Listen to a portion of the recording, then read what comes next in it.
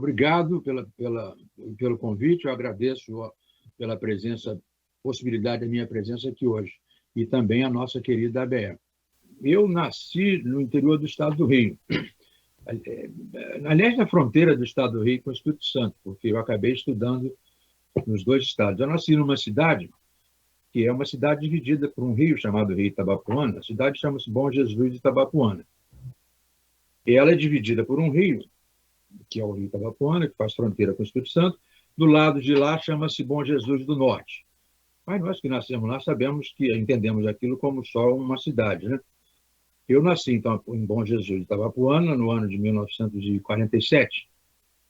Meus avós eram fazendeiros no local, meu pai era médico, minha mãe era uma carioca que mudou-se para lá com meu pai. Ela nunca apreciou muito aquela cidade, porque, uma vez que as irmãs dela vieram visitar, elas ficaram na fazenda e resolveram visitar o consultório do meu pai na cidade, e elas vieram de calça comprida, a cavalo. O que foi um escândalo em 1945, numa cidade muito religiosa. Então, imagina uma dificuldade de uma carioca que usava maior de 2 peças no Rio de Janeiro, se aclimatar numa cidade em que uma calça comprida das irmãs foi um escândalo. Então, lá nasci e estudei até os 16, 17 anos, porque lá não havia ensino secundário. Para a carreira que eu ia fazer, havia ensino de contabilidade, existiam as normalistas, mas uma vez acabado o ensino ginasial, que existia naquela época, o primeiro ciclo do ensino fundamental, você não tinha o que se chamava os colégios científicos para a preparação do vestibular de área técnica. Então, eu estudei em colégios privados até o final do primeiro grau, mas quando eu estava para mudar para o Rio de Janeiro, Niterói, para onde eu vim, criaram lá um curso científico e eu estendi a estadia lá por 2 anos. Eu nasci em Bom Jesus de Itabapuana, o curso científico era em Bom Jesus do Norte. Minhas primeiras experiências escolares são com a minha avó. A minha avó, já na fazenda, ela tinha uma escola informal, uma escolinha, também a escolinha da Dona Carmélia. E quando eles mudaram para a cidade sede, ela manteve a escolinha dela em Bom Jesus, e não mais na fazenda. E lá eu fui alfabetizado. Eu fui muito cedo para a escolinha dela, eu quis ir muito cedo, 4, 5 anos. Para a época era muito cedo. E a escolinha dela alfabetizava você, ensinava as tabuadas, as aritméticas, as coisas fundamentais, e você, então, tinha que passar para uma escola regular que podia te dar certificado, porque a escola dela era informal. A minha primeira lembrança, e talvez a mais poderosa que eu tenho de escolaridade infantil, é com a minha avó, com essa dedicação de uma senhora muito, muito, muito branca, com os olhos, um olho muito azul e o outro olho opaco, descendente de suíço, que essa senhora tinha esse amor pelo ensino, pela literatura e tudo mais. Então, essa é a minha primeira experiência de alfabetização. Após isso, estudei numa escola privada também, chamada Colégio Zélia Gisne, e estudei no curso científico no colégio da Campanha Nacional de Educandários da Comunidade, chamado Colégio Coronel Antônio Honório. Olha, vim para Niterói foi muito legal, porque eu vim estudar num colégio de aplicação da Universidade Federal Fluminense. Chamava-se Colégio Universitário. E foi uma experiência agradabilíssima. Primeiro porque era uma época interessante, nós estávamos falando de um pós-movimento militar de 64. Então, eu chego em Niterói em 66, por aí assim, a cidade, o movimento estudantil, a vida estudantil era fervilhante. Ou seja, era um certo constrangimento político, mas era fervilhante. Então, era muito interessante. Já no colégio universitário, nós já tínhamos acesso a publicações de polêmicas, o jornal Opinião, como é que chamava o jornal daquele grupo do Giraldo? Pasquim começava a circular, aí eu me lembro de eu levar o Pasquim para a sala de aula, mostrar aos professores, e uma professora ou outra tinha medo. Ela dizia, isso não é um pouco complicado? Então, era uma vida interessante, uma vida, no mínimo, interessante, né? E é fervilhante, porque você lembra a emoção você não lembra, mas a emoção de ler o Pasquim logo na origem. A experiência no colégio universitário foi muito boa, mas eu desisti da carreira de medicina, a qual eu estaria obrigado, por tradição familiar. Na minha rua, a rua onde eu morava, era uma rua com 5 ou 6 médicos, todos éramos filhos de médicos, parentes de médicos, o vizinho era médico, então meio que tinha uma trajetória obrigatória que eu, já no final do ensino médio, achei que não era meu destino. Então, embora tenha completado aquilo que se chamava segundo grau do curso científico, eu fiz um intensivo de latim, porque era a única disciplina que eu não tinha um convívio muito grande, embora tenha tido latim no colégio fundamental, e fiz o concurso para a Universidade Fluminense. Passei para o curso de Direito. Isso foi interessante. Meu plano era vir sozinho com 2 colegas. A minha família havia comprado um apartamento em Niterói e eu imaginava que ia ter uma vida de 16, 17 anos com 2 amigos sozinhos num apartamento. Sonho esse que não se realizou. Minha mãe não só veio, como trouxe uma ajudante doméstica para administrar os 3 meninos que vieram juntos. Os outros 2 foram estudar medicina, são bons amigos a vida toda. Mas então não consegui ficar sozinho. A ideia, antes de mamãe pensar em vir, uma alternativa era morar em pensões. Niterói era uma cidade universitária, e ali na beira da Baía de Guanabara, em Caraí, havia muitas pensões de estudantes. Eu tinha muitos amigos. Eu acho que essa tradição desapareceu com o crescimento imobiliário que destruiu o bairro de Caraí. Mas havia muitas pensões, muitos amigos, colegas morando em pensões. Era uma alternativa. Mas a minha mãe, eu sinto que ela precisava de uma boa razão para deixar a cidade do interior. E meu pai não tinha muito bons interesses em sair de lá. Eles compraram um apartamento em Niterói, compraram um consultório para que meu pai viesse clinicar, e o consultório permanece vazio até hoje, alugado lá, que ele jamais veio. É interessante a perspectiva dele, porque ele se formou em medicina numa época que poucos estudantes universitários havia no Brasil. Ele se formou em 1943, 44, e voltou para a cidade de origem. Lá abriu o centro cirúrgico, ele era cirurgião. Lá abriu o centro cirúrgico e lá acho que ele se dedicou a passar a vida clinicando no interior, que é uma experiência muito única, né? Porque você não tem, já não tinha laboratórios para fazer exame, você desenvolve uma competência de fazer anamnese e examinar os pacientes à base de cheiros, tatos e uma série de coisas que não vale a pena nem citar. Mas minha mãe veio. Meu pai, engraçado, porque meu pai veio para estudar em Niterói, ainda muito moço.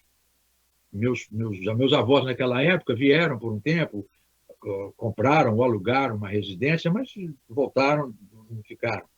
E quando ele veio, você veja como era difícil, possivelmente, estudar nessa época. Não havia segundo grau nessa cidadezinha do interior. Mal havia quando eu comecei, imagina quando meu pai estudava. Então, para você ter o certificado de segundo grau, para se habilitar a fazer o vestibular da universidade, havia uma coisa interessante, que era uma banca do Colégio Pedro II, que viajava para examinar os alunos e dar a eles o segundo grau. A ideia é muito boa. Até hoje seria uma boa ideia, né? Bancas de exame de final de curso. Então, ele viajou até Campos dos Goytacazes, que é uma cidade um pouco mais próxima, para fazer o exame, obteve o diploma de segundo grau e passou no vestibular de medicina. Então, uma experiência educacional no interior muito interessante, né? Você não tinha escolas. E a vinda para Niterói e a entrada na Faculdade de Direito me deu uma perspectiva diferente, um pouco solitária, porque uma criança, uma adolescente vindo do interior, não tem ainda um meio social muito grande. E a Faculdade de Direito era bem decepcionante. Aliás, decepção não falta na minha trajetória escolar. Né? Essa Faculdade de Direito era bem decepcionante. Ela se corrigiu no futuro, a Faculdade de Direito Fluminense. Mas era decepcionante porque ela admitia 400 alunos. Eram turmas que você via no anfiteatro, com professores de cátedra fazendo discursos jurídicos, e horrível, chatíssimo, um horror. Aquela coisa imponente, professores, assistentes sentados, você fazia exames orais, ficava em pé fazendo exame oral. Embora no passado, lá no colégio secundário, havia exame oral também, eu me lembro que havia.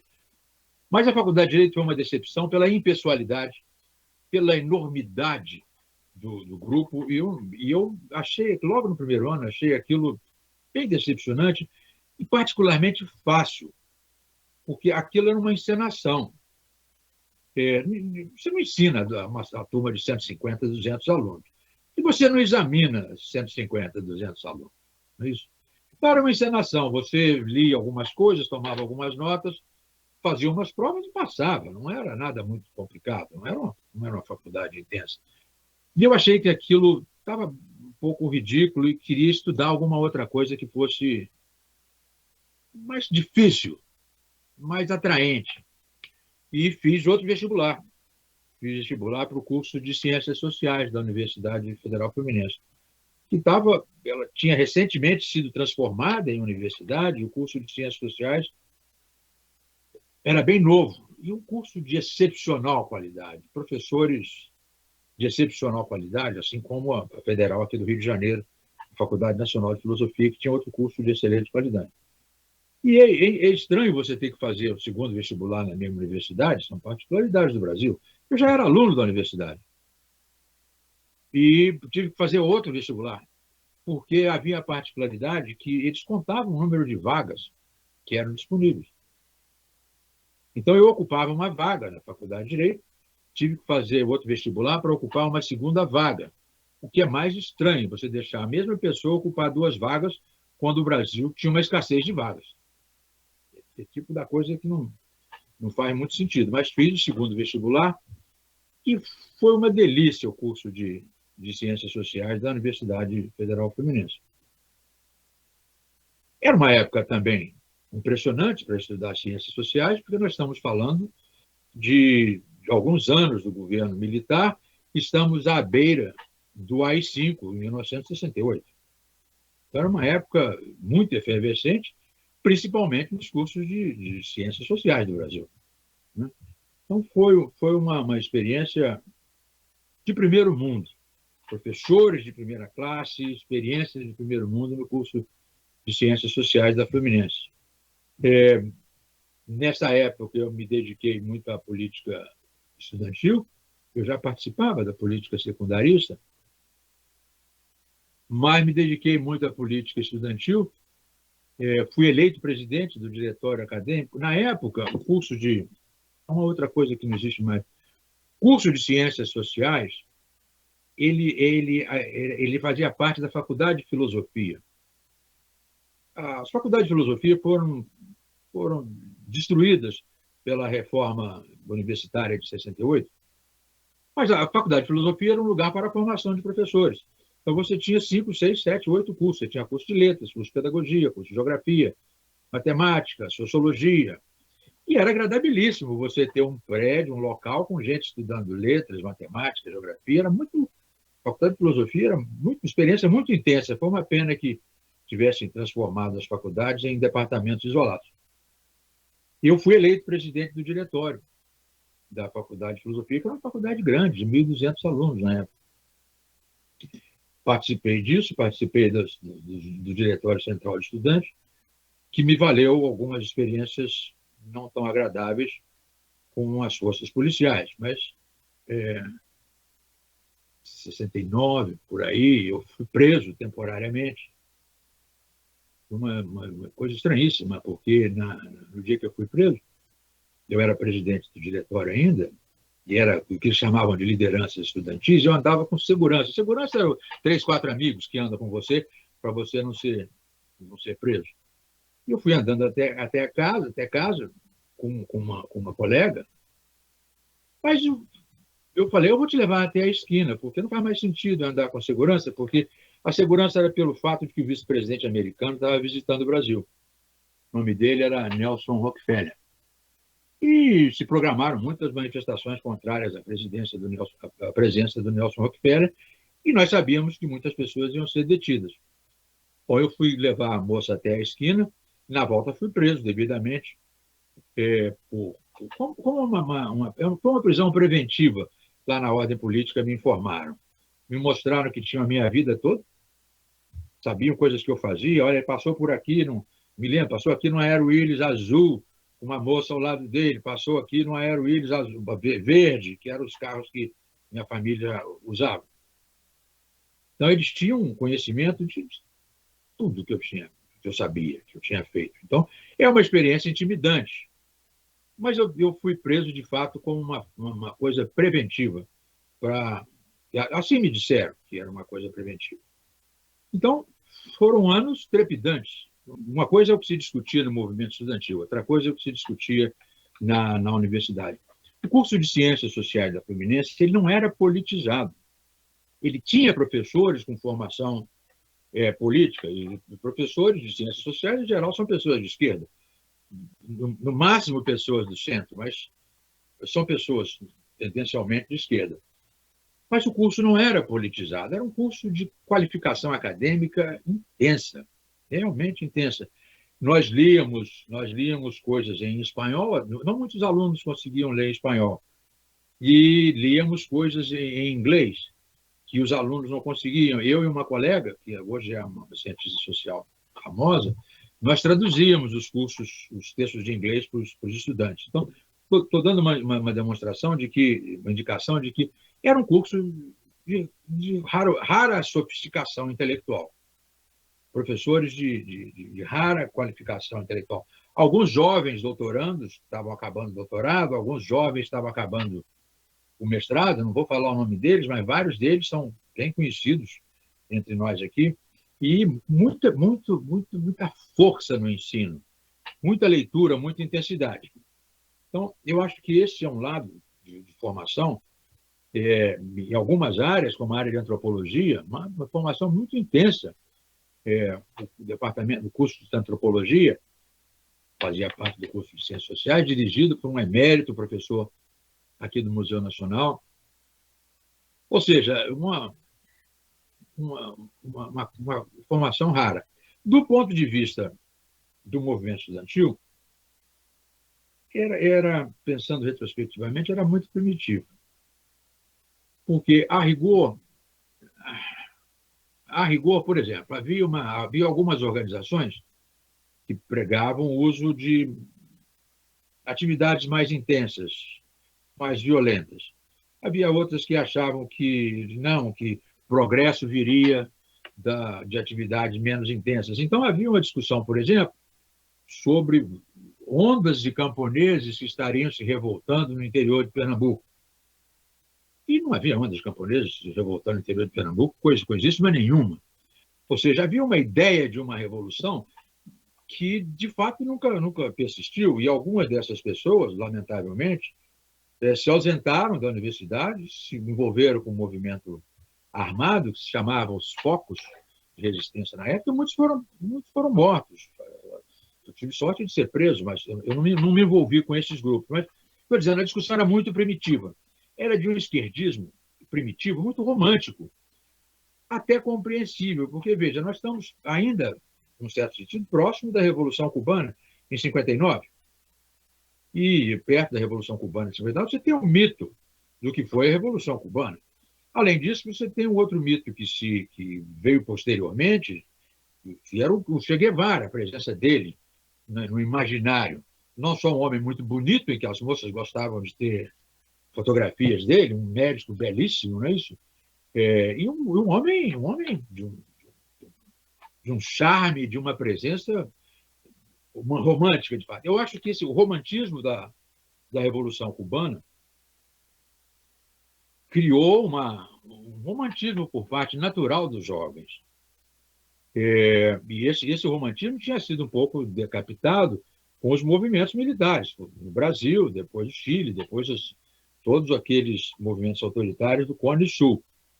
Havia sido um pouco decapitado, mas decapitado aquilo que era uma luta política mais clara, em 64, mas não o romantismo da juventude.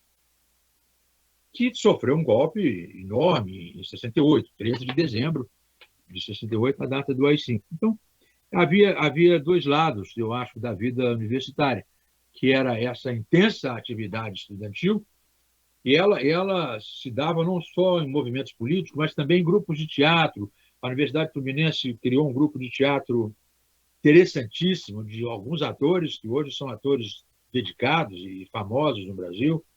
Então, nós tínhamos uma vida acadêmica, intelectual e cultural emocionante. E a vantagem é que isso era praticamente tempo integral, porque eu tinha a faculdade de Direito de manhã, tinha a faculdade de Ciências Sociais. À tarde, eu ensinava, dava aulas de inglês para ganhar algum dinheiro em cursinhos de vestibular, cursinhos de inglês à tarde, e mais tarde comecei a trabalhar como professor de pré-vestibular, que era uma carreira interessante, que você ficava conhecido, professores que conseguiam lidar com turmas muito grandes e tudo mais. Então, era uma vida praticamente em tempo integral, mesmo tendo que trabalhar, trabalhava em coisas que se somava a praticamente uma vida estudantil em tempo integral, que é uma experiência muito única, mesmo hoje, né?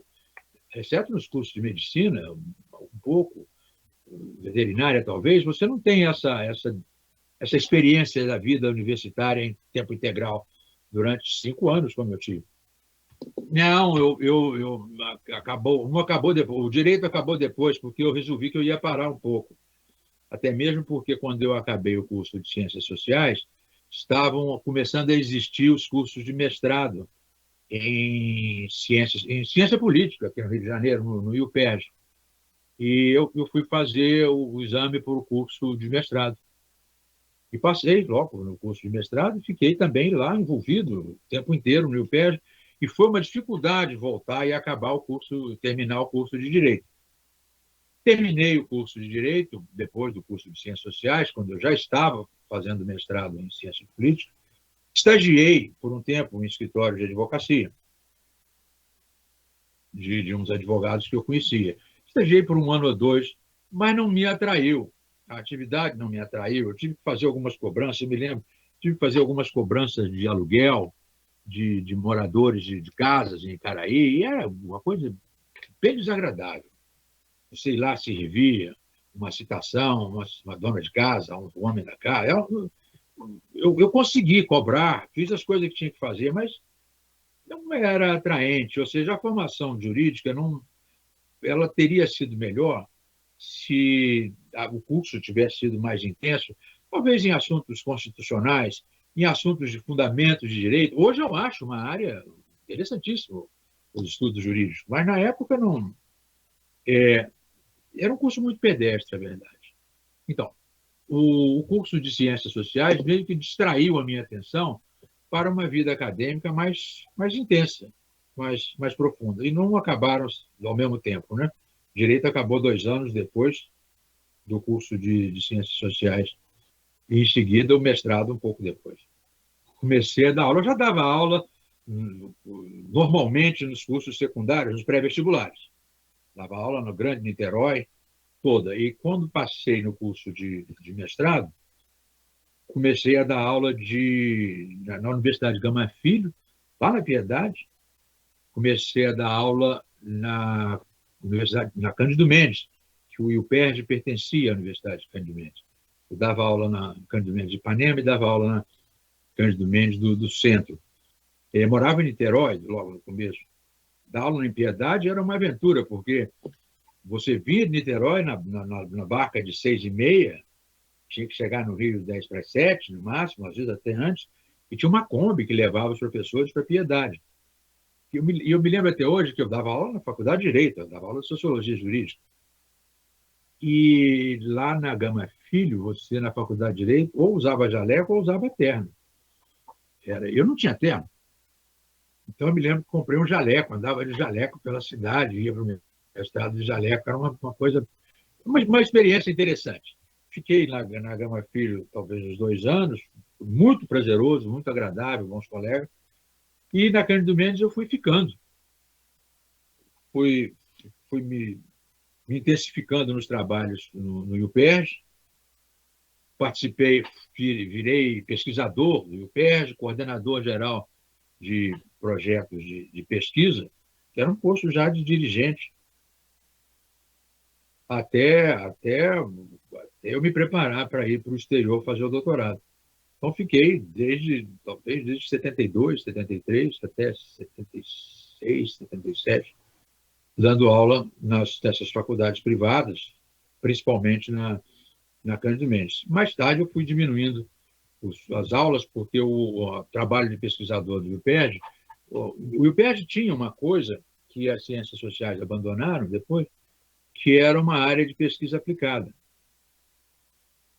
Eu era coordenador dessa área de projetos aplicados, que era uma área interessante, porque você vendia serviços, você vendia pesquisa sobre a correção monetária, a opinião pública, sobre o BNH e as reformas urbanas, sobre desenvolvimento do Estado brasileiro, pesquisas compradas pelo governo federal, compradas pelo próprio BNH, e às vezes financiadas pela FINEP, pelo SEBRAE. Então, essa foi uma experiência muito boa e abandonada muito cedo, eu acho, pelos mestrados e doutorados em ciências sociais, a parte de ciências sociais aplicadas, que não se desenvolveram no Brasil, de fato.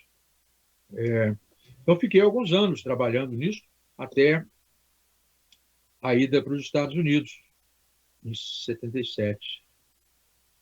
Primeiro, eu, pensando retrospectivamente, talvez eu tivesse feito melhor tendo ficado por lá. Havia a possibilidade de ficar por lá. Mas, quando eu acabei o doutorado, era em dezembro de 1984, nós estamos falando do fim do governo militar e do começo do primeiro governo civil do Brasil. Não havia quem não voltasse para casa. Então, não havia, a chance de ficar nos Estados Unidos foi eliminada pelo fato de se inaugurar o governo Tancredo Neves, que não se estabeleceu. Então, essa é uma reflexão. Depois eu te conto dessa transição para o governo. A experiência nos Estados Unidos foi impagável, riquíssima. Eu passei um ano na Universidade de Chicago, o doutorado da Universidade de Chicago, mas não me adaptei bem em Chicago. Eu e minha mulher estudávamos em universidades próximas. Ela estudava na Universidade Northwestern, que é no Grande Chicago, uma universidade também de primeira qualidade.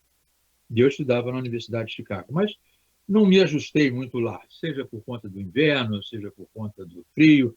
Tínhamos um filho de 8 meses, 2 estudantes de doutorado com uma criança de 8 meses num país estranho, no meio do inverno de Chicago. Não era ruim, não estou me queixando de nada, pelo contrário.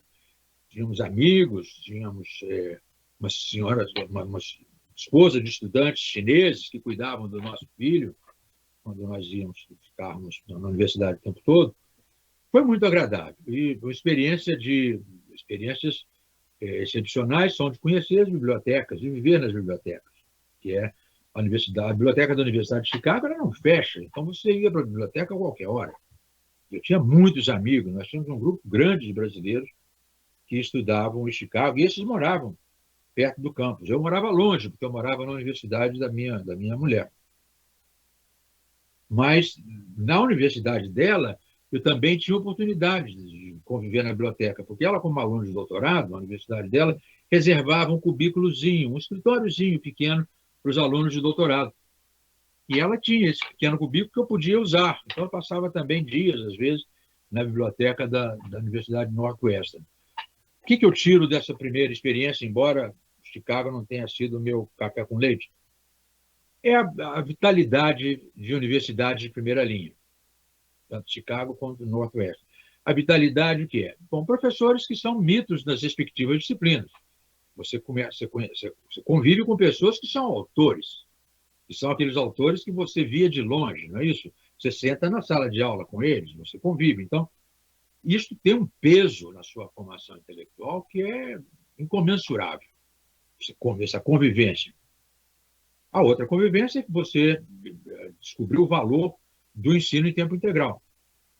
Você só fazer isso, não ter outra atividade, claro, além de cuidar de filhos, de cozinhar, essas coisas que são normais na vida no exterior.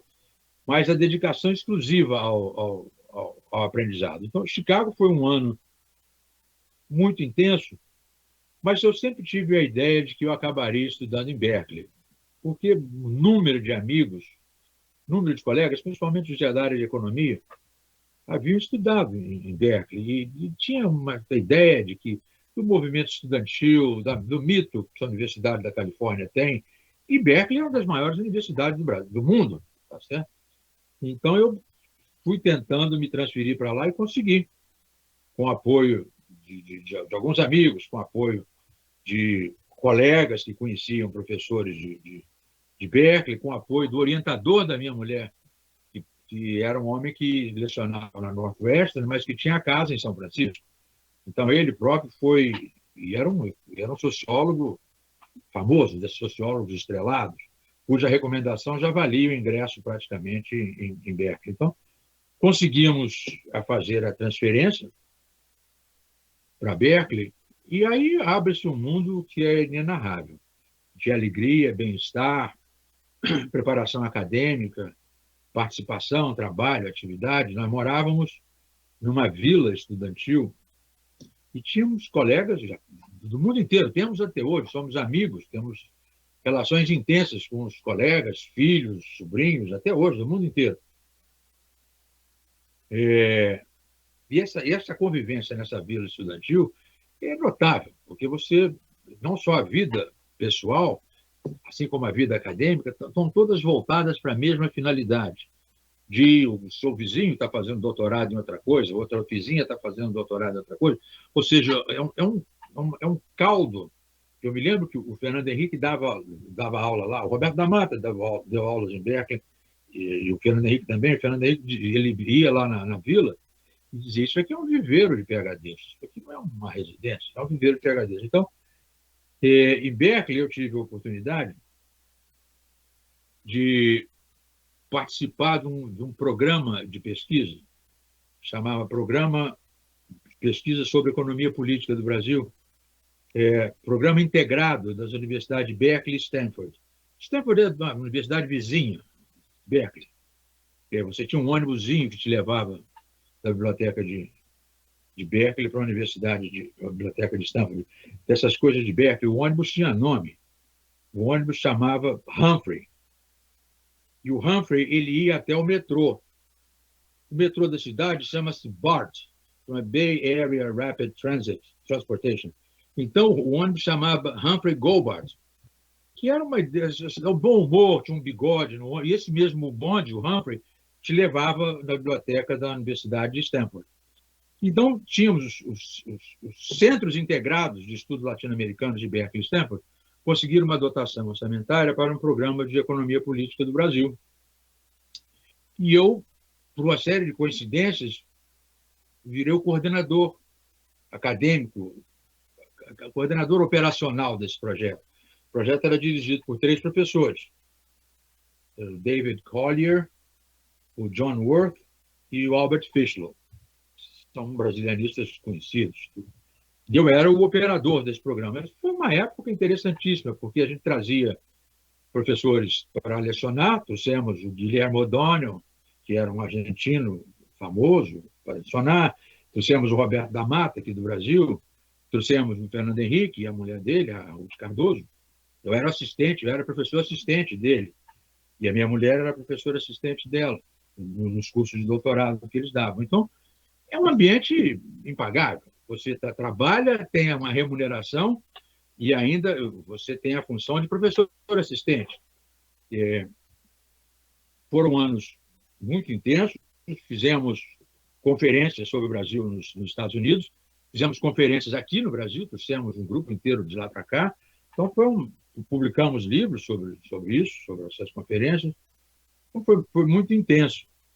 E de aumentar o ciclo, conhecimento de amigos que estavam fazendo doutorados em outras universidades da Costa Leste, que gerou um certo caldo de vinda para o Brasil. Um monte de economistas que vieram para o governo do Tancredo Neves logo no começo. Então, a experiência... Além disso, como eu te disse, você conviver com pessoas que são bibliotecas, eles são... Por exemplo, você está sentado no chão da biblioteca de Berkeley e mexendo no livro, e está um sujeito com gola rolê do seu lado, e era o Foucault, sentado no chão. Aquilo não tem preço. Ou você ia passava no departamento de sociologia, estava lá o Habermas, que tinha vindo da Alemanha para dar um curso, ou o próprio Fernando Henrique. Então, essa a experiência da Universidade da Califórnia, além da vida cultural intensa, um teatro grande, música, peças, e ainda tem São Francisco ali do lado. A volta tem dois aspectos. Primeiro, havia esse desejo de voltar por causa da redemocratização. Deixa eu tomar uma água. E havia a possibilidade de voltar para ser professor no IUPERJ, de onde eu havia saído. Eu voltei em dezembro começo de 85.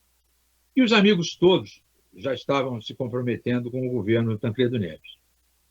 Vários conhecidos e o grosso de gente de São Paulo, economistas de São Paulo, se envolvendo. E me convidaram para trabalhar no governo. Logo em janeiro, antes do governo começar, janeiro de 85. E a situação no IUPERJ não se definia muito claramente, e eu aceitei o convite. E eles me convidaram, os economistas me convidaram, porque eu tinha desenvolvido uma série de habilidades que eles gostavam, que era, primeiro, de ter coordenado o projeto, ter uma capacidade gerencial de coordenar projetos grandes. Segundo, porque eu, minha mulher e vários amigos, tínhamos nos metido nas aventuras do início da computação pessoal. Ou seja, foi ali, na Califórnia, que se deu a revolução dos computadores pessoais, os Apple, os Apple II. Nós, logo no começo, comprávamos, quando tínhamos computador. Então, os meus professores diziam o seguinte: esse rapaz começou com computação antes da gente começar, antes dos professores terem seus computadores pessoais. E eu e alguns colegas brasileiros, nós éramos tarados pelas aventuras, porque os computadores Apple, eles eram computadores abertos. Hoje não existe mais isso. Você tirava a tampa deles e eles tinham uma série de slots, de gavetinhas, onde você podia enfiar peças para ele fazer programas diferentes. Então, você tinha uma realidade computacional que era cheia de gente muito jovem, cheia de feiras de computador. Você ia para as feiras, você comprava uma peça que fazia seu computador inicial, só escrevia em letra maiúscula. E só escrevia em 64 caracteres na tela. Então, era uma coisa horrível. Você tinha que fazer o desgraçado, escrever em 128 caracteres, que é mais ou menos uma tela inteira, e escrever em maiúsculo e minúsculo. Então, você tinha que comprar uma peça que fazia a sua máquina fazer aquilo. Então, era um prazer você frequentar as feiras de computador, ver, comprar monitores. Eu, por exemplo, eu não tinha televisão em casa, eu tinha adaptado um monitor de computador, que tinha as cores muito melhores do que a televisão, ligava o cabo da antena nele. Então, a vida com a atividade computacional foi muito intensa. E uma das razões que eles falaram: traz o Edson, porque a gente vai precisar de um camarada com as habilidades dele, e esse negócio de computador há de nos servir de alguma maneira. E éramos amigos muito próximos. Então, fui logo em janeiro, comecei a passar dias em Brasília, na expectativa do começo do governo em 15 de março. O governo esse que não começou, porque o Tancredo morreu logo em seguida. Mas os convites para os ministérios foram mantidos. Então, a turma cujo ministro me convidava foi mantida no Ministério do Planejamento, onde eu fui trabalhar como secretário-geral adjunto. Hoje esse cargo não existe, hoje ele chamaria secretário executivo adjunto. Era uma posição alta no governo, uma experiência nova. Eu nunca tinha pensado que isso ia acontecer comigo. Trabalhar no governo e essa experiência, né, da democracia, as festas no Rio de Janeiro, em 85, eram festas maravilhosas, encantadoras, sobre o que vai passar. Então, foram anos importantes trabalhar no governo, mesmo no governo Sarney. Foi uma experiência interessantíssimo e, do ponto de vista do cientista político, um aprendizado mais profundo do que poderia ter em qualquer outra circunstância, que é conhecer o governo por dentro, suas mazelas, relações com o legislativo, orçamento. Eu trabalhava com a orçamentação, com orçamento das áreas sociais, ciência, tecnologia, educação e tudo mais. E logo em seguida, a experiência do Plano Cruzado, que foi uma experiência muito única, em que eu era encarregado de observar e acompanhar os preços das entidades escolares, faculdades, universidades privadas, creches, cursos de inglês. Então, isso tudo é um aprendizado. E aí, para isso, você convive com pessoas do Brasil inteiro, não só o governo, como a sociedade. Então, uma experiência inesperada, muito, muito intensa, com colegas que haviam acabado o doutorado há pouco, pessoas com extrema qualificação, são grupos de acadêmicos, de economistas aplicados, muito interessantes. Ou seja, é como se fosse uma extensão da universidade, mas com as características daquilo que o Cerrado brasileiro te dá, né? Que é conviver com a maluquice que é Brasília, clientelismo, corporativismo, as características, as demandas para arranjar emprego para os outros, os deputados perturbando, o Palácio do Planalto querendo empregar afiliados políticos. Experiência essa que depois ficou um pouco mais intensa quando eu vim para o Rio, para o IBGE. A intensidade do governo destacou um pouco. Eu mantive o contato através de colegas com quem eu convivo até hoje, mas nada do ponto de vista institucional, até mesmo porque a minha atividade no UPERJ, onde eu teria a minha vida acadêmica, ela não prosperou. Eu não consegui ser efetivado, por uma série de razões políticas lá internas do UPERJ, eu não consegui ser efetivado como professor. Portanto, eu fiquei sem a pega acadêmica, fiquei com a pega governamental de ciências sociais aplicadas ao governo. Então, manteve. Eu ainda agora tenho atividades, correspondências e visitas com colegas que hoje são reitores, dirigentes de universidades no mundo inteiro. Então, mas a intensidade acadêmica diminuiu profundamente. Houve aí as atividades de governo ficaram preponderantes. Brasília, 2 anos, não foi muito, não. Mas o convívio com Brasília foi muito longo. Pelo seguinte, a volta para o Rio se deu no mês de 86, quer dizer, eu cheguei lá em 85, 86, por conta de crises do Plano Cruzado.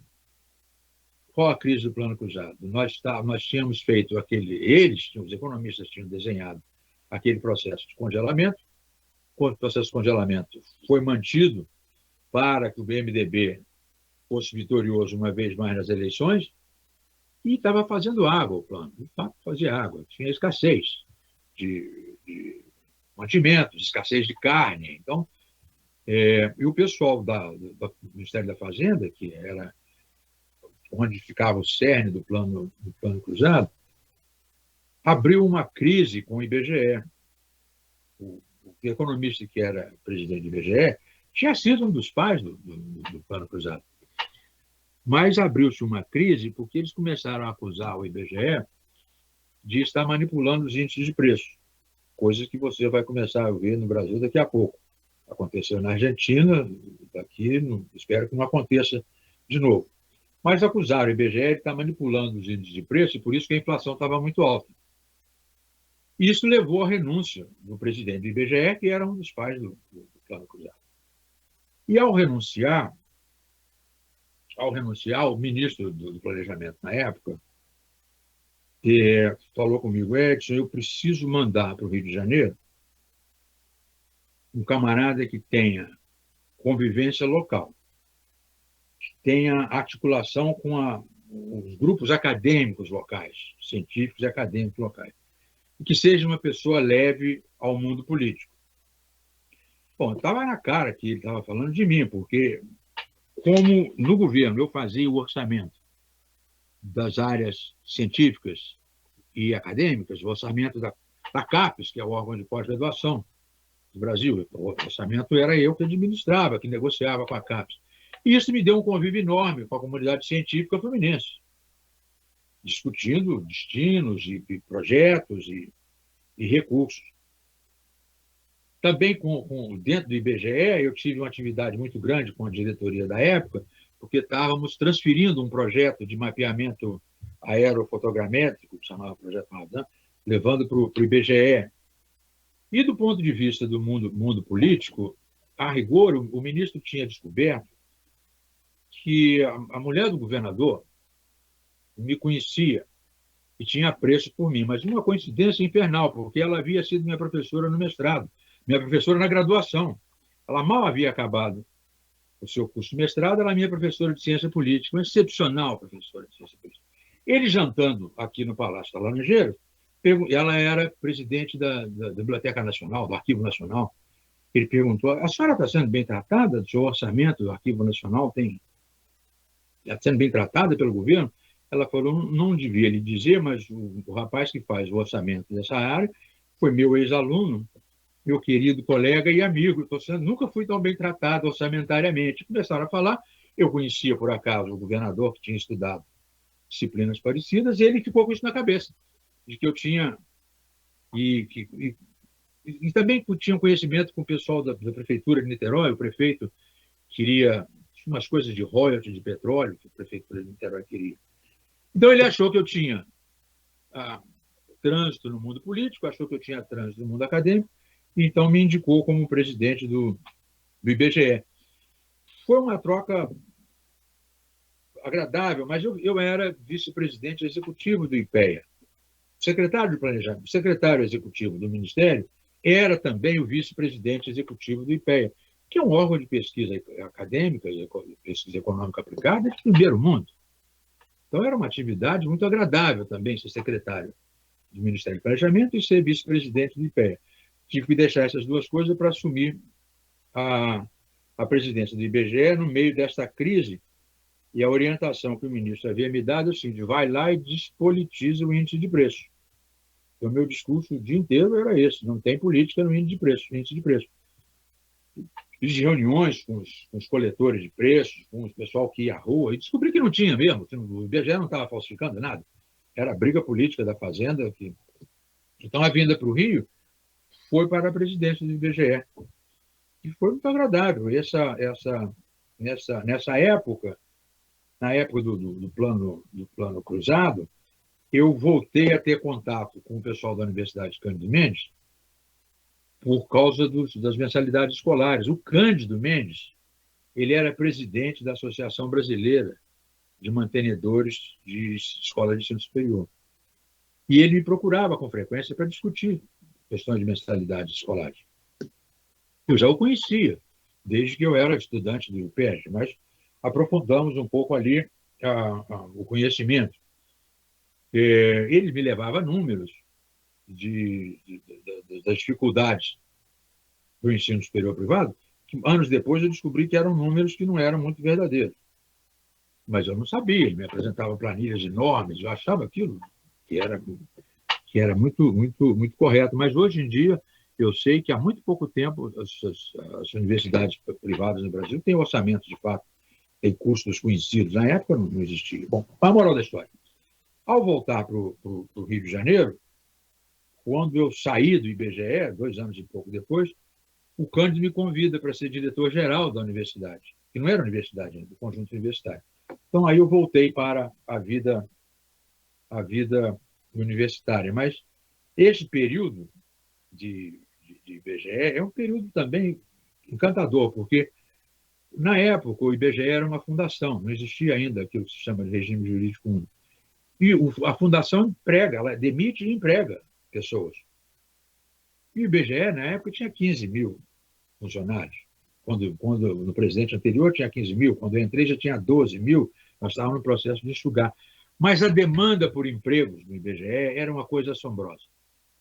Cartas e mais cartas de deputados, da presidência da República, da senhora do presidente da República, para nomear pessoas em São Luís do Maranhão, para nomear pessoas em Mato Grosso, porque tem uma agência do IBGE em cada município do Brasil, praticamente. Aquilo é um cabide, possível cabide de emprego. Então, você resistir a essa demanda foi uma experiência. E eu, na época, já novo, eu tinha 30 e poucos anos, no meio dessa pressão de todo mundo, encontrei um amigo, deputado federal, que ele havia sido secretário de administração do Ministério da Administração, era o Miro Teixeira, aqui do Rio. Eu digo, Miro, eu não aguento mais, Miro. O que é isso? Essa pressão, pedidos de emprego, eu não dou conta. Ele falou, pois eu vou te ensinar uma coisa para você não esquecer. Deputado nenhum quer o emprego de fato. Ele quer que você responda a ele. Você não deixe carta nenhuma sem responder, nem telegrama nenhuma sem resposta. O que ele precisa é mostrar para o camarada que pediu a ele que ele está tomando as providências. Eu nunca esqueci desse conselho, porque eu digo, tá aí, eu pensei que eu sabia, tinha entendido a ciência política e não entendi. O clientelismo, que era dominante nessa época, se contentava com uma resposta que limpasse a, a presença do deputado. Então, eram épocas muito. Um Brasil muito diferente do que tem hoje, né? E hoje não existem mais presidentes de BGEs ou de companhias, ou seja, todo mundo pertence ao regime jurídico único, o presidente não nomeia mais pessoas. Não existe mais esse empreguismo desse mesmo jeito, ele está em outro lugar do Estado. Era um mundo que eu não conhecia bem, o mundo do ensino particular, privado, e o mundo da regulação governamental, que eu também não conhecia muito bem.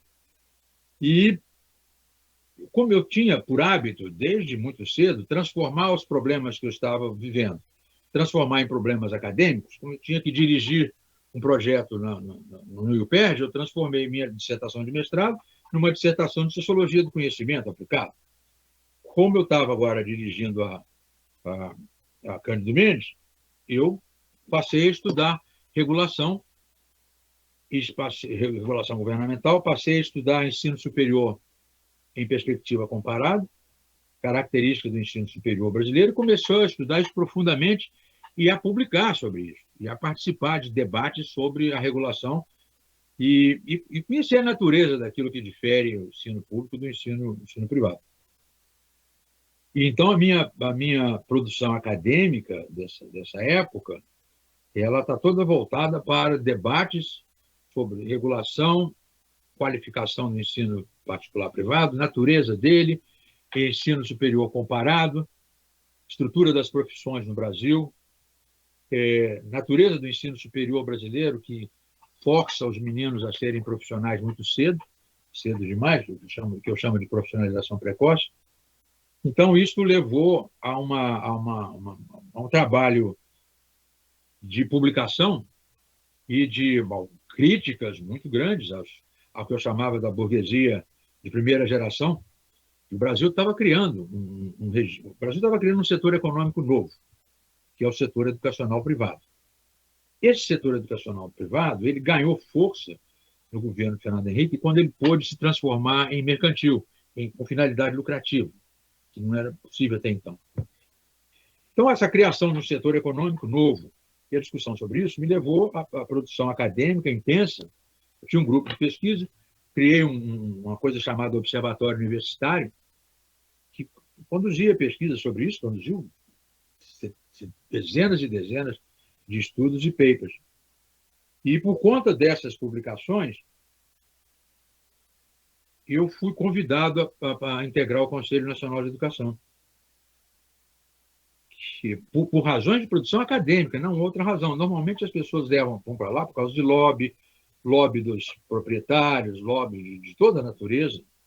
E eu fui convidado, na época o ministro era o Paulo Renato, ainda no governo Fernando Henrique, e a secretária Maria Helena falou, Edson, você é nosso convidado para ser integrante do Conselho Nacional de Educação.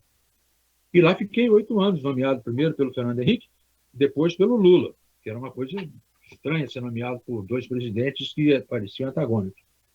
Mas essa é a natureza da minha volta para o setor universitário, que me dediquei mais aos estudos sobre regulação e natureza do ensino superior do que propriamente a gestão do ensino superior. O Conselho Nacional de Educação ele passou a existir em 1996, Não que ele não existia antes, ele existia com o nome de Conselho Federal de Educação, mas ele foi fechado no governo Itamar por acusação de corrupção.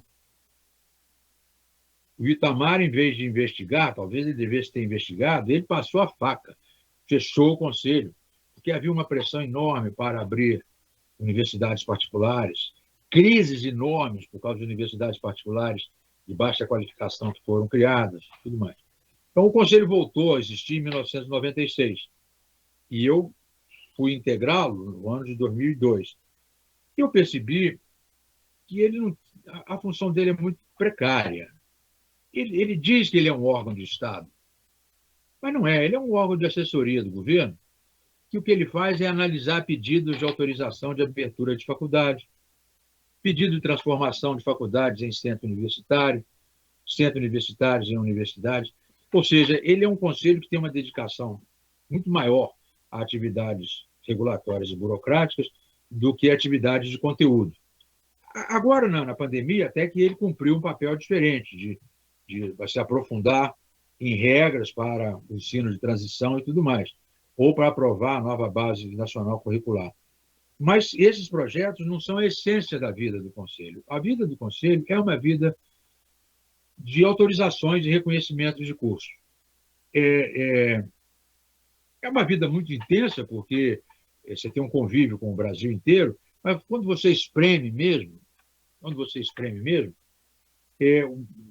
Brasil precisa refundar um Conselho Nacional de Educação de alguma maneira, que tenha que mereça esse nome de Conselho Nacional de Educação. É muito difícil, porque as decisões do Conselho não têm valor, a não ser que o ministro homologue. Então, a rigor, você já não está falando de um órgão de Estado, porque ele decide uma coisa, mas aquela coisa só vale se o ministro homologar. Então, não adianta o Conselho criar ou propor políticas se o ministro de plantão não homologar. Então, isso já é uma dificuldade que faz do Conselho um órgão independente, derivado da vontade do ministro que estiver no MEC, se ele homologar ou não as decisões tomadas. Então, essa é uma discussão que eu não sei se tem alguma solução satisfatória. Ele também é um conselho que, muito no passado, quando era Federal de Educação, ele era capturado pelos interesses privados. Consta um amigo meu que era chefe, diretor do MEC nessa época, do governo Figueiredo, disse que o Figueiredo perguntou ao ministro da Educação dele, falou, fulano, que raio é esse de Conselho Federal de Educação? E as pessoas me falam disso, eu acho que quando eu sair daqui eu quero ir para lá, porque aqui é deputado, é senador, são empresários, todo mundo me pedindo uma vaga nesse raio desse Conselho Federal de Educação. Ele sequer sabia o que era, mas você vê a natureza do cargo, tá certo? Se o Figueiredo estava tão impressionado com o volume de demanda para nomear um conselheiro, esta natureza de lidar com regulação, lidar com esse novo setor econômico, tem uma ambiguidade no Estado brasileiro que precisa ser resolvida. O Conselho, os conselheiros entendem muitas vezes que o Conselho é um órgão de Estado. Ele trabalha para o Estado brasileiro, mas não para o governo brasileiro. Esse é um desejo dos educadores, mas não é verdade do ponto de vista formal. O Conselho é um órgão assessor do ministro da Educação. E a voz dele é parcial. Ele não tem uma voz por vontade própria. A voz dele depende de ser homologada pelo ministro. Todas as coisas que o Conselho diz só têm validade se o ministro da Educação homologar. Então, ele tem uma voz derivada. Ele não é um órgão de Estado, de fato, ele é um órgão de assessoria, o que faz com que ele se perca muito tempo com coisas típicas de regulação, coisas que, assim, autorizar o funcionamento de uma faculdade, credenciar uma faculdade, transformar uma faculdade em centro universitário, questões que, de certa forma, são burocráticas, são importantes para o processo regulatório brasileiro, mas elas não são fundamentais para a reflexão sobre a educação brasileira, seja o ensino superior, no qual existe uma Câmara, ou o ensino básico, para o qual existe outra Câmara. Então, isso tem uma razão, viu? O Estado brasileiro não gosta muito de órgãos independentes. O Brasil confunde independência com soberania. Então, se você observar nos ministérios, ou toda vez que se fala de independência, de autonomia, a gente fala, não, não pode, porque pensam que vai ser soberano, como um Estado competitivo. Não é esse. Mas isso está perdido, eu acho, na vida política brasileira.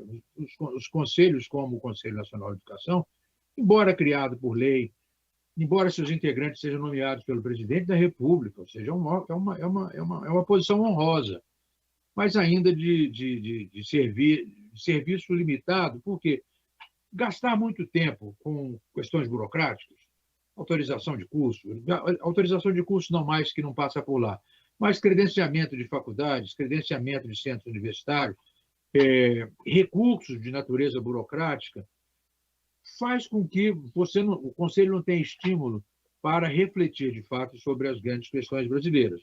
Portanto, ele é mais um órgão regulador, num certo sentido, do que um órgão criador de orientações. Durante a pandemia, você mencionou, houve uma ação mais forte do Conselho, porque precisavam aprovar algumas recomendações para o que aconteceria com o ensino remoto, com as características às quais o Brasil foi forçado. O Conselho teve uma atuação muito forte, muito intensa, mas ela requereu homologação do ministro da Educação. Portanto, quando chamado, os seus integrantes têm competência, têm desenvoltura, têm formação acadêmica e profissional suficiente para enfrentar grandes questões. Mas não é essa a posição que ele tem no conceito do Estado brasileiro. Onde se faz a reflexão sobre o ensino superior brasileiro ou o ensino básico brasileiro é na sociedade, porque não é no governo. É porque talvez o governo não se vê muito como órgão de reflexão. Há poucos institutos de reflexão, de fato, de pesquisa e reflexão no governo. Um dos bons exemplos é o IPEA, o Instituto de Pesquisa Econômica Aplicada, que é excepcional na área dele. Mas há muito poucas instituições que funcionam dessa maneira. Em educação, certamente ainda existe. Em muitas áreas, a educação se transformou, muitas vezes, em política sindical. Você tem uma presença enorme de sindicatos poderosos, de interesses locais ou de interesses regionais, seja no ensino fundamental, seja no ensino superior. Você tem uma política sindical muito fortalecida e esta presença ela tem muito o que dizer sobre a perspectiva da própria ação sindical. Mas não tem muito a dizer da perspectiva do Estado brasileiro, o que seria melhor para as pessoas e para a sociedade. Então, a ausência, ou seja, em política não tem espaço vazio. Se o governo federal não tem o seu think tank, não tem a sua organização de reflexão, ou não aceita a ideia de que existam, porque o problema de você ter uma organização voltada para a reflexão, como o IPEA, pode ser uma dor de cabeça. O IPEA era uma dor de cabeça para o governo durante o governo militar. Isso porque um ministro que estava lá dava-lhe muita corda e não punia as pessoas por uma reflexão muito crítica. Esse é um bom exemplo do pesadelo que pode ser. Mas veja, a democracia ela é naturalmente barulhenta, ela é naturalmente próxima de grandes pesadelos, de grandes debates. Não é isso? Mas o Estado brasileiro parece que não vê isso com bons olhos. Então, não acho que a gente vá conseguir superar. Essas questões são normalmente transferidas para o Congresso Nacional. Grandes grupos, grandes corporações, às vezes municípios, às vezes organizações dos estados ou dos municípios, vão ao Congresso pedindo que o Congresso se manifeste sobre destinos educacionais. Agora mesmo o Congresso está discutindo a construção do Sistema Nacional de Educação. Mas quando você lê aquilo não está voltado para a inteligência, aquilo está voltado para a pressão corporativa, para os interesses de divisão de recursos, porque grande parte dos problemas da educação é a divisão de recursos federais. Então, nós temos aí uma agenda perdida. Como é que você chega a uma diretriz curricular nacional? É assim, um grupo profissional, administradores, por exemplo, ou advogados, que são os grupos mais poderosos do Brasil, eles conseguem ir ao Congresso Nacional e legalizar a sua profissão. A ideia de legalização de profissão, em 2021, exceto por aquilo que você chamaria das profissões imperiais, as engenharias, a medicina, talvez, o direito, veterinária, odontologia, o resto, se você observar bem, são ocupações típicas do setor de serviços. Que um administrador, se eu disser isso para o administrador, ele vai te dizer o que é um bacharel em administração. Mas, veja, você criar um currículo, diretriz curricular nacional básica, para o curso de graduação em administração, ou eu dei exemplo de biblioteconomia, não é por desprezo, não, mas é porque são ocupações típicas no setor terciário. Faria muito mais sentido, se você tivesse universidades funcionando no Brasil, que as universidades definissem o que vão ensinar. Não é o Conselho Nacional de Educação que diga a todas as universidades do Brasil quais são as diretrizes curriculares nacionais para todos os cursos de profissões regulamentadas. Então, veja, a corporação ou o sindicato vai ao Congresso, obtém a legalização da sua profissão. Legalizada a sua profissão, com aquele diploma legal debaixo do braço, ele vai ao MEC e diz: agora eu quero uma diretriz curricular nacional para a minha profissão que é regulamentada. Aí ele faz o quê? Ele vai logo no Conselho Nacional de Educação, eu estou dizendo, são ônibus cheios de pessoas, para fazer pressão para o desenvolvimento das diretrizes curriculares nacionais daquele curso. Então, é um sistema de pressão que começa no Congresso, passa no Conselho Nacional, nós estamos ainda no ar, passa pelo Conselho Nacional de Educação, o Conselho Nacional ouve as corporações, aprova diretrizes curriculares nacionais, que vão ao MEC e o ministro homologa.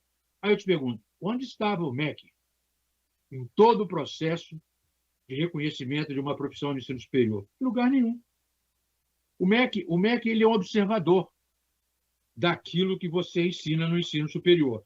Olha, eu falar isso parece que eu estou falando um absurdo. E de fato é, né, se você tem um Ministério da Educação. Mas, veja, não é inverídico o que eu estou dizendo. Ele apenas observa essa trajetória de grupos sindicais, corporativos, profissionais. Esse é um exemplo de onde é que está a reflexão. O MEC é um espectador da formulação daquilo que se ensina nas universidades. E você dizia, mas isso também constrange, de certa forma, a trajetória dos estudantes. Sim, e veja, no século XXI, isso é mais complicado do que foi no século XX. Porque, veja, a definição das profissões no Brasil é como ser uma definição de túnel. Você vai estudar engenharia, ou vai estudar medicina, ou vai estudar direito. A suposição que as universidades fazem é que você já sabe tudo que devia saber sobre literatura, história, geografia, métodos quantitativos básicos, informações científicas básicas. Você já fez isso tudo e agora você vai estudar uma profissão. Aos 18 anos. E aos 18 anos você constrange nossos filhos, sobrinhos, netos, a decidir. Você veja, as famílias perguntam aos adolescentes o que você vai ser. Não é o que você vai ser. Ou seja, primeiro você obriga o sujeito a estudar uma coisa que talvez ele não queira. Por outro lado, nós estamos vivendo muito mais. Quando você pergunta o que você vai ser, você diz, esse negócio vai valer até os seus 75, 80 anos. Você vai ser médico? Você vai ser advogado? Vai ser jornalista? Ora, não se aplica mais isso no mundo contemporâneo, por um lado. Por outro lado, como é que pode um estudante de engenharia não ler livros? Ele só lê livro que tem fórmula. Como é que pode um estudante de letras não conhecer computação e métodos quantitativos suficientes? Você pode dar vários exemplos de várias outras regiões, aí você fica pensando o seguinte, então tem uma coisa doente nesse ensino superior. Ou uma coisa doente, não. Uma coisa inapropriada. Tem, que é o fato de que, como nós temos um ensino secundário muito ruim, nós não podemos supor que os meninos estão bem formados, bem preparados. A França pôde fazer isso, porque a França tem um currículo parecido tinha trajetória tradicionalmente currículo parecido conosco, mas a França tem um vasto e potente sistema de ensino secundário. Os meninos saem muito bem preparados para o ensino superior. Então, eles escolhem, às vezes, profissões muito cedo. Os Estados Unidos puxaram uma trajetória diferente. Eles acham que o ensino secundário é muito ruim e que o sujeito tem que ir para o ensino superior e aprender coisas diversas, para depois escolher uma profissão. Então, portanto, você só é médico nos Estados Unidos depois que você acaba a faculdade. Você faz uma faculdade, depois você entra na escola de medicina. Você faz uma faculdade, você entra na escola de direito. Você faz uma faculdade, entra na escola de jornalismo. São cursos de pós-graduação. Então, essa escolha, essa comparação dessas escolhas, fez com que o Brasil escolhesse muito mal, aquilo que eu chamaria de profissionalização precoce, que faz aquilo que você mencionou, cria uma restrição de visão de mundo para o ensino superior, que não está fazendo bem a ninguém. Ou seja, eu me lembro de um congresso nos Estados Unidos, com o Ministério da Educação, o diretor de uma faculdade de medicina me perguntou como é que é o ensino médico no Brasil. Aí eu disse, olha, o menino acaba o ensino secundário, 17, 18 anos, faz vestibular, mais 6 anos, 23, 24, 22, 23, 24 anos, ele é médico. Aí ele falou, mas ele é médico antes de saber escrever? E fiquei com isso na cabeça. Porque ele achou um horror que o sujeito entrasse numa faculdade de medicina antes de adquirir uma sabedoria, porque eles têm os cursos pré-médicos, mas eles também têm cursos diversos. E tem compulsão de leituras, de muitas coisas, ou seja, a leitura sozinha já é metade do caminho andado para você entender coisas diversas no mundo, coisa que a gente não faz mais aqui. Então, essa ausência do MEC, essa presença das corporações e dessa visão de túnel, faz com que a gente tenha uma concepção de ensino superior da qual a gente não está prestando muita atenção, mas veja, a sociedade já sabe. Quem faz comunicação social e escolhe a escola de jornalismo, escolhe curso, a concentração de jornalismo, hoje você tem 15% no máximo de egressos de curso de comunicação social fazendo jornalismo. Ou seja, a sociedade já fez a reforma. Quem não vê são as corporações, quem não vê é o MEC. Em direito, por exemplo, você tem 50 e poucos por cento das pessoas praticando mesmo. A prática é muito próxima da graduação em medicina, odontologia, veterinária. Essas aí você tem uma taxa mais alta de adesão. O resto, as pessoas vão para uma vida de um setor moderno, terciário, diverso. Não é profissional. Mas a gente escolheu esse modelo profissionalizante e não temos muito escapatória, porque para cada profissão tem uma lei. A conversa sobre competências e habilidades, ela ganhou uma dinâmica muito forte, mas quando você espreme mesmo, você fala, o que é isso mesmo? O que é competência, o que é habilidade? O que é uma coisa, o que é outra? Isso criou uma ideia de que nós temos um aparato moderno, um linguajar moderno para definir as coisas, mas não temos muito.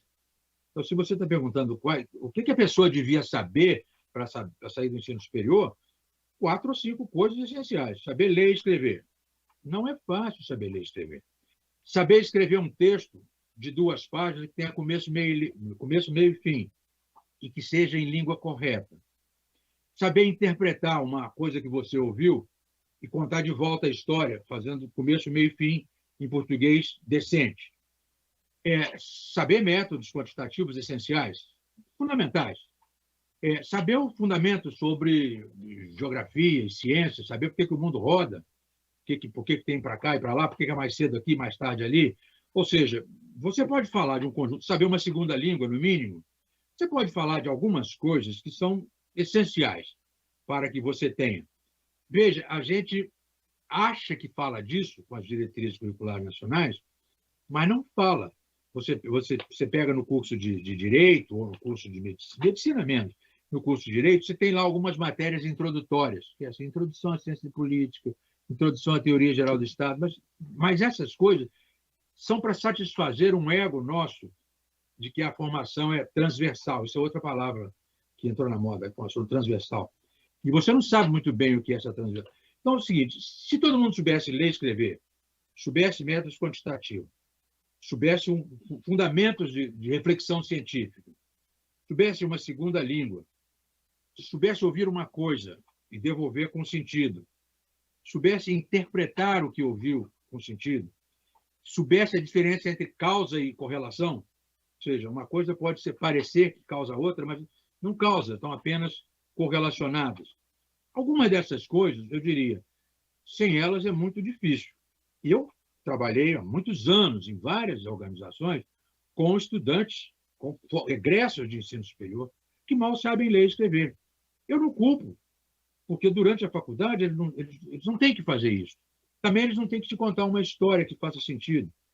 Também eles não entendem sequer as planilhas que são apresentadas. Então, o que eu estou querendo dizer é o seguinte, há algumas coisas que são comuns a uma sociedade moderna do setor terciário. E isso nós devíamos saber. Isso a gente não sabe. Inclusive, quando você hoje apanha uma tese de doutorado que está muito bem escrita, você fica surpreso. Aí você fala, por que você fica surpreso com uma tese de doutorado bem escrita? Não faz sentido. Todas as teses de doutorado deviam ser muito bem escritas. Portanto, quando você fica surpreso, você fica pensando, bom, há algo de errado nisso aí. Então, para resumir, acho que muito de bom senso e de experiência de profissionais que estão na rua, que estão fazendo jornalismo, que estão fazendo marketing, que estão fazendo direção de empresas, elas sabem o que é preciso. E sabem que não se aprende isso mais na escola, por alguma razão infeliz. Por universidades mesmo, nós estamos falando que existem poucas no Brasil. São as universidades públicas, as estaduais paulistas, 3 ou 4 das universidades católicas, o resto são federações de faculdades profissionais ou centros universitários contemporâneos. Então, veja, as universidades que são universidades de verdade, elas não se importam muito com isso, porque a universidade brasileira é partida, ela é bifronte. Existe uma universidade na graduação que é uma federação de cursos de formação profissional. Existe uma universidade na pós-graduação de qualidade que não dá título profissional. O mestrado não te dá um título profissional, nem o doutorado te dá um título profissional. Neste nível, as pessoas normalmente se confrontam com formações mais robustas, com maior musculatura.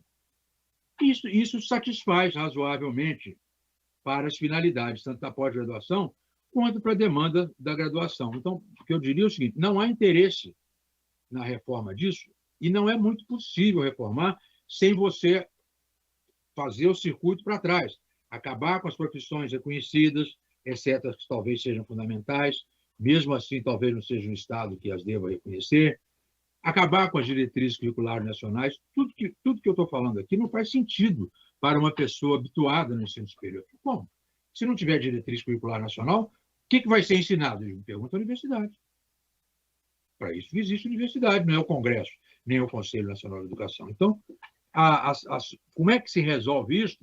Além da universidade partida que eu te disse, há uma outra forma que já resolveu, que é uma fratura social.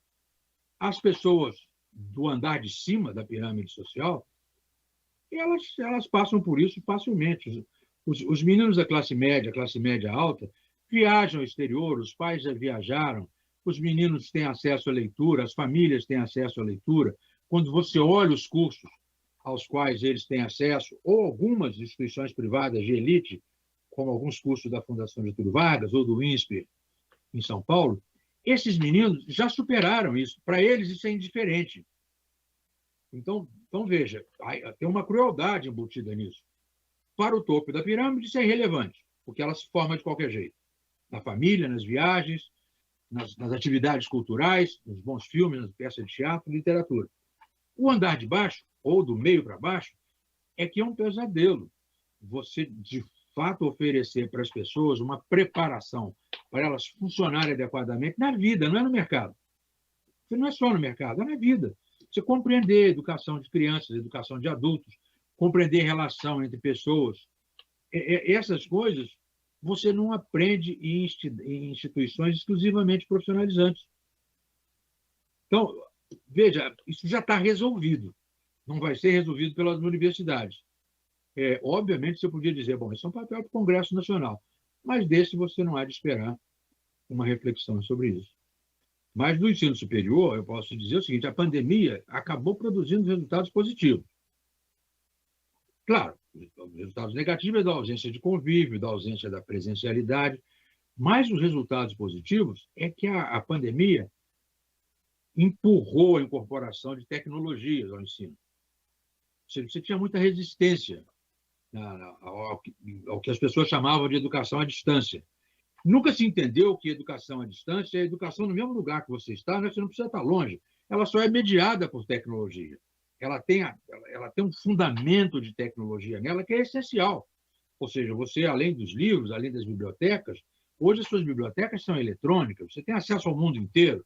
Então, a incorporação dessas tecnologias, que eram chamadas de educação à distância, ao ensino atual, criou uma revolução. uma evolução que tem vários aspectos. Tem aspectos positivos e aspectos negativos. Os positivos é isso, de você entender que o ensino é sempre híbrido. Ele não é nem à distância, nem eletrônico, nem presencial. Ele é um conjunto de mediações modernas das pessoas chegarem ao conhecimento e de chegar aos seus orientadores.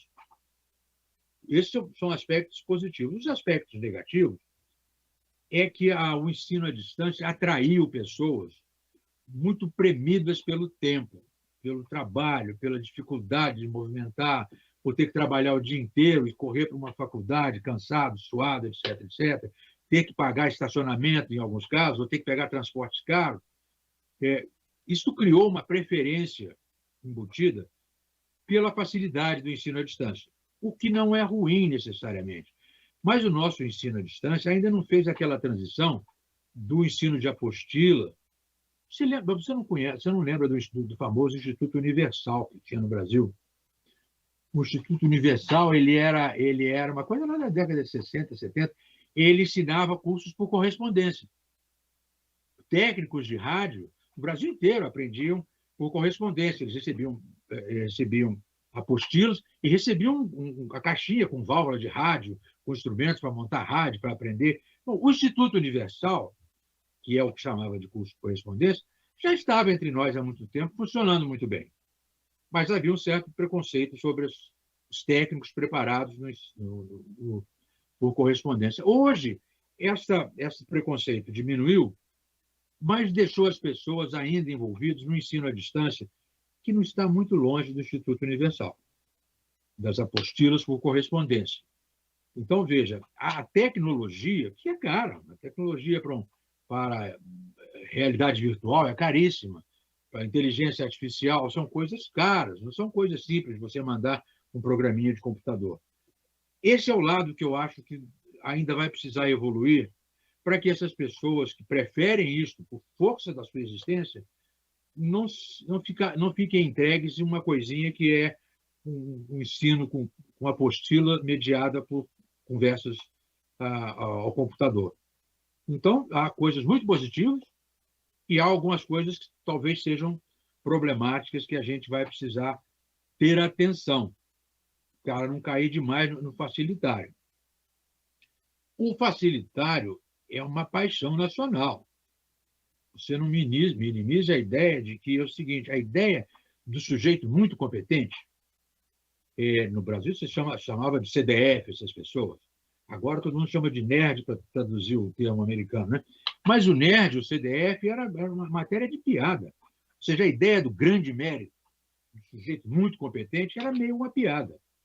Então você já tem uma tendência a não valorizar, a não ter um valor cultural para a competência excepcional. Já é um problema. E aí, quando você faz isso, você talvez se esqueça de que a educação é isso mesmo. É essencialmente uma trajetória para fortalecer a competência. Então, o facilitário, só a busca do diploma, é uma tendência muito forte entre nós. A gente não deve minimizar isso, não. Tanto do ponto de vista dos alunos, quanto do ponto de vista de muitas instituições que querem facilitar a obtenção do diploma. Esse é um acordo para a mediocridade, do qual a gente vem sofrendo há muitas décadas, não é isso? As pessoas sabem que a educação é importante, elas têm isso intuitivamente, mas elas dificilmente entendem que isso faz parte da responsabilidade coletiva, que a gente delega muito ao Estado. É como se a escola é estadual, a escola é do município, a escola não é da população. Você tem uma dificuldade em que, primeiro, o problema está resolvido para o andar de cima. Segundo, para o andar de baixo, a presença do Estado, com a ausência da formação, da presença da sociedade, eu acho que caiu outra vez aí, a presença excessiva do Estado e a delegação que as famílias fazem ao Estado do processo educacional é uma questão que essa é a pergunta de $1 milhão, como é que você sai disso? E eu digo, você não sai porque o problema já está resolvido para as pessoas que têm necessidade de tê-lo resolvido. Uma outra coisa que talvez valha mais para o ensino superior é que a ideia de competência excepcional, qualidade excepcional, ela é contraditória com a ideia de democracia, muitas vezes. E as pessoas confundem a universidade é para todos, ou as cotas e tudo mais, com uma instituição democrática, em que todos são idênticos. Esta ideia de que todos são idênticos numa universidade é uma ideia que está possuindo o Brasil de uma maneira muito brutal. E ela é uma ideia que puxa para baixo a ideia de excepcionalidade, do excepcional. Porque o excepcional, para usar uma palavra fora de moda, ele tem uma certa contradição com a concepção de democracia, porque parece uma coisa aristocrática. E a aristocracia, de qualquer natureza, é incompatível com uma ideia de democracia. Nós não conseguimos resolver isso. Primeiro, não é aristocrático, nada, é competitivo. Mas de certa forma, tem uma. Ainda as pessoas no Brasil, alguns têm postura aristocrática quando são intelectuais muito refinados. Mas veja, essa contradição entre o mérito excepcional e a igualdade e a democracia, que tomou conta grande parte das universidades brasileiras, é um problema difícil de resolver. É lamentável, mas ele existe, ele está entre nós. Porque você vive numa época cultural apropriada de necessidade de inclusão social. A ideia de inclusão social ganhou uma dinâmica muito forte e um peso enorme em tudo. E ela hoje é muitas vezes discutida sem que você tenha mais fundamentos para discuti-la. E a ideia de inclusão, que é uma ideia válida, ela é apropriada, ela precisava, inclusive, ser mais discutida desde o ponto de vista econômico, e ela passa muito fortemente para as instituições de ensino. E a inclusão cria de novo a ideia de que só é democrática a inclusão. E que, se não houver a inclusão, essa instituição não é democrática. E a ideia é que as instituições de ensino sejam democráticas no seu funcionamento constrange um pouco a gente sair deste nó que é uma cultura contemporânea apropriadamente inclusiva, com a necessidade de uma universidade um pouco mais diferenciada internamente. A gente vem de uma trajetória muito longa do Brasil, no século XX, em que tudo no Brasil melhorava. Ele passou por experiências de melhoria muito grande, e ele meio que emperrou depois da Constituição de 88. Tem um corte aí, o Brasil começou a emperrar, e a gente vem andando emperrado, crescendo para o lado, fazendo coisas para os lados. Então, a construção de instituições que deem certo, de modelos legais que deem certo, é responsabilidade da sociedade. E talvez a nossa sociedade tenha feito escolhas inadequadas, lá em 88, cuja correção é muito difícil. É muito difícil, porque a primeira hora é a hora da política, depois vem a hora dos advogados e dos políticos tecerem as instituições. Depois vem a hora do dia a dia, da natureza, da própria política dinâmica. Mas as instituições já congelaram, de certa forma, o que elas poderiam dar. Então, veja, eu acho que não tem nada escrito no nosso destino que a gente tenha que dar certo. É muito ruim falar isso, porque tira um pouco de esperança. Mas o Brasil não vem dando certo. O Brasil vem repetindo escolhas difíceis, escolhas problemáticas, escolhas muito primitivas. E ainda a fase agora, depois da eleição do Trump nos Estados Unidos, e depois da eleição do Bolsonaro aqui, mas já vinha um pouco com a natureza de certas linhas do PT, ficou muito irascível tudo. Ficou muito difícil você conversar sobre qualquer coisa muito complicada sem que o outro fale. Mas e você também não faz isso? E fulano também não fez? Essa incapacidade da gente avançar em problemas complexos complicou muito depois do racha violento lá nos Estados Unidos, do que aconteceu aqui e do que vem acontecendo no mundo. Você assiste coisas semelhantes na França, você está assistindo esses embates muito radicais, muito difíceis de você lidar com a complexidade. Para nós, é muito pior do que para a França ou para os Estados Unidos, porque nós somos verdes. Nós não somos um país pronto, que possa já entrar. Ninguém devia entrar nessa briga de radicalismo para os lados sem complexidade possível. Mas veja, o mundo vai ficar assim por um tempo. E para nós não é bom. porque nesse contexto, é só olhar a eleição atual, nesse contexto a gente vai construir muito pouco. Como sai disso? Há um livro interessante dos camaradas chamado Ralph Dahrendorf, que é um sociólogo austríaco-alemão que mora na Inglaterra. Uma vez o presidente de um governo novo do leste europeu perguntou a ele: professor, como é que a gente faz para criar um país moderno aqui? Porque eles tiveram essa chance em 88, 89, tá certo? O leste europeu foi se redesenhar com a queda do muro, criar países modernos ou não. E ele falou: o senhor podia me escrever umas notas? O camarada começou a escrever uma carta para ele, que virou um livro, chamado Revolução no Leste Europeu, do Ralph Dahrendorf.